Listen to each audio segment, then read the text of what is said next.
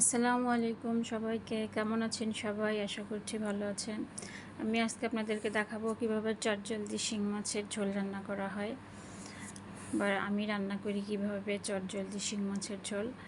তা আমি এখানে শিং মাছ এবং কিছু আলু দিয়ে নিয়েছি।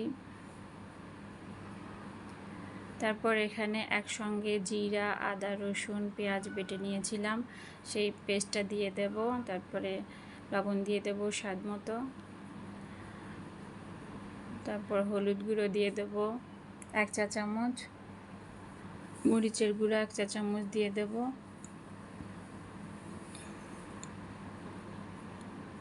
এবং ভাজা জিরা গুঁড়া দিয়ে দেব 1 চা চামচ।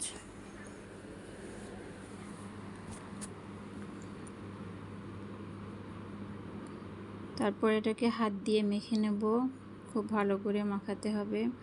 তেল দিয়ে দিলাম, এবার এটাকে মাখাবো।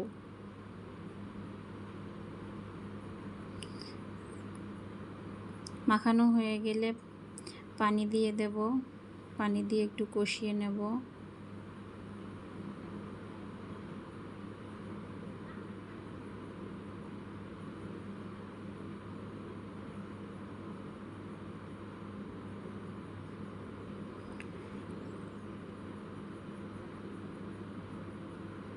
কষানো হয়ে গেলে ঢাকনাটা তুলে ভালো করে নেড়ে দেব।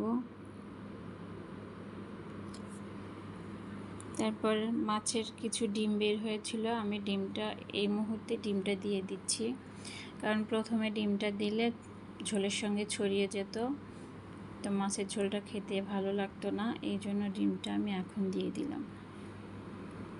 আপনারা চাইলে ডিমটা নাও দিতে পারেন, ডিমটা আলু দিয়ে অন্যভাবে রান্না করেও খেতে পারেন, ভেজে নিয়ে।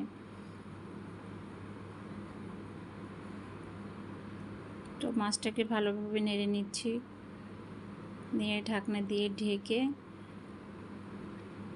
রান্না করছি। ঢাকনা তুলে ধনিয়া পাতা, নামানোর আগে ধনিয়া পাতা দিয়ে দিচ্ছি।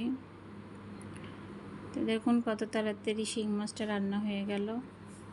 তো আপনারা চাইলে এভাবে রান্না করে নিতে পারেন। তো কেমন লাগলো আমার চটজলদি শিং মাছের রান্না, কমেন্ট করে জানাতে ভুলবেন না। আর আমার চ্যানেলটাকে সাবস্ক্রাইব করে দিবেন। সুস্থ থাকবেন, ভালো থাকবেন। আল্লাহ হাফেজ।